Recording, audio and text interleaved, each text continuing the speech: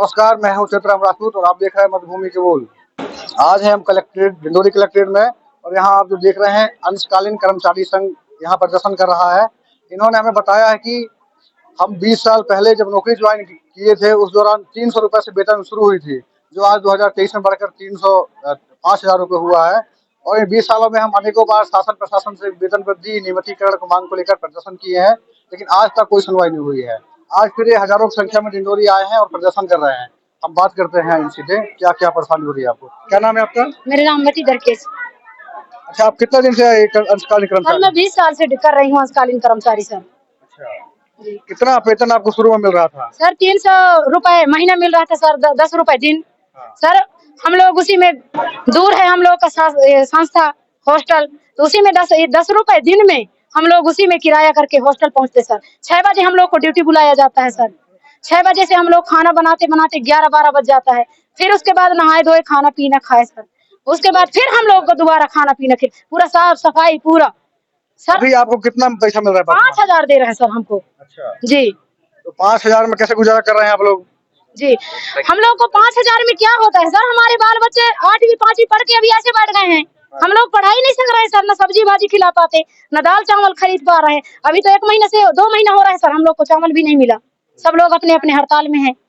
तो हम लोग सर, हम शासन से क्या मांगे सर? हम लोग शासन खुद हमको भर्ती किया है अंशकालीन कर्मचारी को, कि अंशकालीन कर्मचारी हैं ये लोग करके। जब शासन ये निकालते नहीं सर, तो हम लोग जैसे नियम नहीं निकालते तो अंशकालीन कर्मचारी हम लोग को कोई रखते नहीं सर। पहले हम लोग को जो कलेक्टर घर में रखते। आप ये कितना तकलीफ है आपको? बहुत तकलीफ है सर। हम लोग क्या करें सर?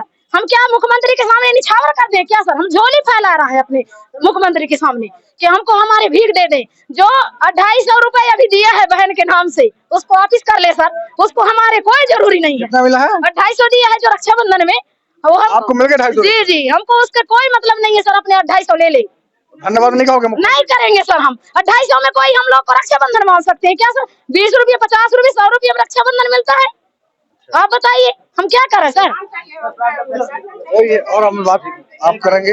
आप किस पोस्ट में हैं? आप किस पद में हैं? सर जी मैं अंशकालीन कर्मचारी हूँ और अभी वर्तमान में अंशकालीन कर्मचारी संघ का मैं प्रांतीय अध्यक्ष हूँ। अच्छा, आप कितने साल से काम कर रहे हैं? सर मैं 2004 से लगातार काम कर रहा हूँ। आज मेरे को 20 साल हो गए। आप 20 साल में कितने बार शासन को अपनी नियमितीकरण और वेतन वृद्धि की मांग को लेकर के प्रदर्शन किए, अपनी मांगों को दोहराया? कितना आंदोलन हो गया होगा? सर जी लगभग मैं 20 साल में ये बता रहा हूँ कि कम से कम 100 मरतब तो हमने ज्ञापन दे चुके हैं यहाँ पे, यही कलेक्ट्रेट कार्यालय में। माननीय मुख्यमंत्री को भी अपने आवेदन हम उनको स्वयं दिए। इसके बाद हम भोपाल भी गए, भोपाल में उनके साथ मुलाकात भी की है। इसके बाद में माननीय मुख्यमंत्री आज क्या मांग लेकर आए हैं आप? सर जी हमारी मांग यही है कि जो अंशकालीन कर्मचारी हैं, जो इतने कम पैसे में जो काम कर रहे हैं, इनको पूर्णकालीन करे शासन। हमारी बस यही मांग है। सब नियमितीकरण की मांग कर रहे हैं, पूर्णकालीन? जी हाँ जी सर, हमने पूर्णकालीन। वेतन वृद्धि को लेकर क्या स्टैंड है?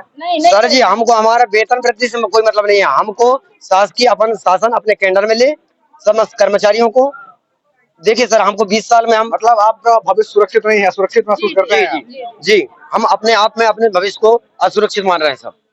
जी, कब निकालने का भर्ती कर रहे हैं? ये होता है सर, अभी मई जून में अभी इस हिसाब माननीय इस हिसाब के द्वारा आदेश जारी कर दिया गया था कि इन अंशकालीन कर्मचारियों को मई और जून में इनको पृथक कर दिया जाए और पुनः जब फिर चालू होगा जुलाई में, तब इनको मैंने अपने पास बुलाया जाए काम में। इसके साथ में सर एक आपसे भी बात करेंगे हम। आप बहुत बुजुर्ग दिख रहे हैं, कितना साल हो गया आपको काम करते? सर मेरे को 15 साल हो गए सर। कहाँ से हैं आप? डिंडोरी से सर। डिंडोरी में कहाँ पर पोस्ट पदस्थ हैं आप? ये एकलव्य स्कूल। अच्छा अच्छा, तो माताराम आप तो बहुत बड़ा आपका जिंदगी गुजर गया, 15 साल आप गुजार दिए, कैसे चला है इतना कम पैसा में? क्या बताएं सर, अब अपनी मजबूरी में कर रहे हैं सर। बच्चे सब पढ़ाई लिखाई नहीं करते, कुछ नहीं करते, ऐसे ही है सब। आपके 5,000 में घर का राशन पानी सब हो जाता है? नहीं हो जाता सर। कैसे व्यवस्था करते फिर आप? सर बच्चे शादी करने लायक हो गए हैं सर, वो थोड़ी थोड़ी कर लेते हैं घर में, इसी से गुजारा चलता है हमारा। 40-50 रुपए किराया लग जाता है ऑटो का यहाँ से जाने में, रोज का डेली का। 5,000 में होता क्या है सर बताइए? लेकिन कर रहे हैं क्या? किस उम्मीद से कर रहे हैं कि कुछ अच्छा होगा ना? जी सर, कि नियमितीकरण हो जाए, हमारा वेतन बढ़ जाए, अच्छा जिंदगी संवर जाए, हमारा भविष्य बन जाए बच्चों का, इसलिए। 15 साल से इसी उम्मीद में आप काम कर रहे हैं? जी सर। क्या क्या कहना चाहेंगे आप प्रदेश के मुख्यमंत्री से? सर हम कहना चाहेंगे कि हमें पूर्णकालीन किया जाए और वेतन बढ़ाया जाए। देखिए इनका कहना, जो अंशकालीन कर्मचारी हैं, 12 महीना में इनको 10, कुछ लोगों ने बताया कि 10 महीने का ही वेतन मिलता है। 2 माह का जो मई और जून जो छुट्टी का समय होता है, जो स्कूल बंद रहते हैं, उस दौरान इन्हें काम से अलग अलग कर दिया जाता है या इन्हें 2 महीने का वेतन नहीं दिया जाता। और इन्हें कब पद से निकाल दिया जाए, कब किसी दूसरे को भर्ती कर लिया जाए, इस तरह के मसले आते हैं। तो और हम लोगों से बात करेंगे। भाई आइए, बच्चा को लिए छोटे से, क्या नाम है आपका? मेरा नाम सुमनलता सोनवानी है। बच्चे को भी लेकर आए हो आप? जी, तो इतना छोटा बच्चा है, मैं इसको कहाँ छोड़ के आती सर। मैं तो काम में भी जाती हूँ तो लेके ही जाना पड़ेगा, क्योंकि 5,000 में है तो हम किसी को खिलाने वाले तो लगा नहीं सकते ना, तो हम बच्चे लेकर ही काम करते हैं। अच्छा, आज का जो महंगाई का जमाना है, कैसे गुजारा करते हैं 5,000 में? सर 5,000 में हम अपनी जरूरतों को मार मार के अपनी जरूरत पूरी करते हैं। जो चीज सड़ी गली चीजें जो सस्ती मिलती हैं उसको बाजार से हमको छांट के ले जाना पड़ता है और उसी खाते हैं, क्योंकि 5,000 के जमाने में महंगाई में तो हम महंगा सामान तो ले नहीं सकते। अपने बच्चों को भी हम गरीब बच्चों की तरह ही रखते हैं, फैसिलिटी नहीं दे सकते। पर जो अधिकारी हैं अपने जगह में बैठे हैं, वो तो हर त्योहार में हर जरूरत उनका तो एक दिन में 5,000 खर्च होता होगा, उससे क्या फर्क पड़ता है सर? उन लोगों के मंत्रियों के लिए या कोई भी अधिकारी के लिए 5,000 के क्या मायने हैं? उनके यहाँ का वो एक दिन का खर्चा कहलाता है, पर हमारा तो वो पूरे माह का खर्चा कहलाता है। 5,000 में हम पूरे महीने का मेंटेनेंस भिड़ाते हैं सर, कि हमको 5,000 में एक रुपए कहाँ खर्च करना है। अच्छा, समय से वेतन मिल जाता है आपको? किस तारीख को नहीं वेतन मिलता है सर, हमको कोई समय से वेतन नहीं मिलता है। कहीं 2 महीने कहीं 3 महीने में हमको वेतन मिलता है। अभी हमको रक्षाबंधन में भी वेतन नहीं दिया गया है। हम किसी दूसरे से कहीं उधारी लेके चलाते हैं, कहीं कुछ करते हैं जब त्योहार आता है तो।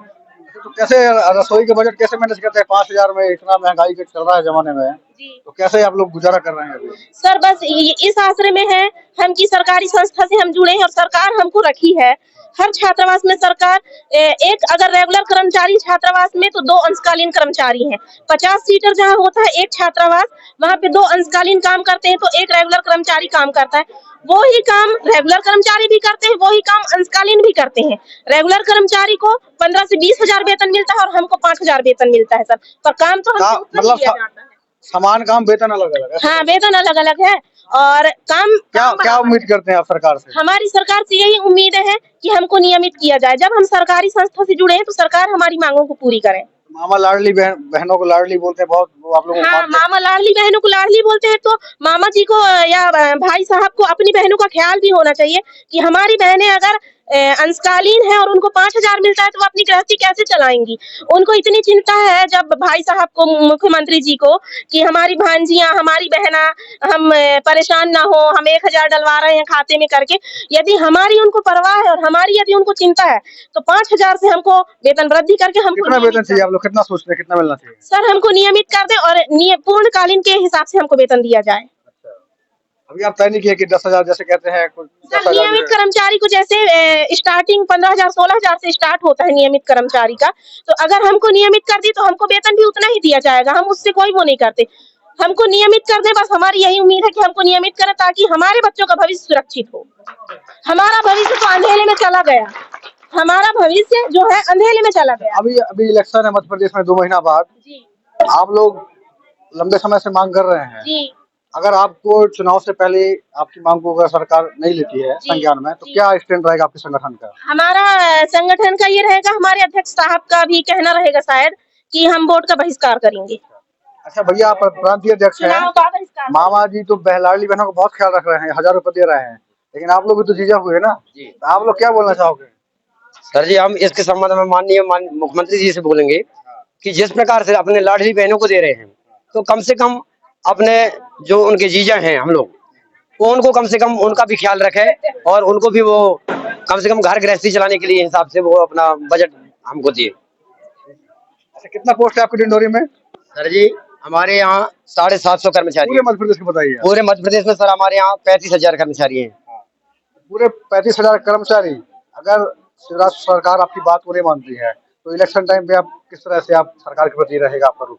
सर जी, अगर माननीय मुख्यमंत्री के द्वारा अगर हमारी मांग को नहीं मानी जा रही है, नहीं ली जा रही है उनके संज्ञान में, तो हम चुनाव का बहुत भयंकर मरे, उसमें बुरा असर पड़ेगा सरकार को।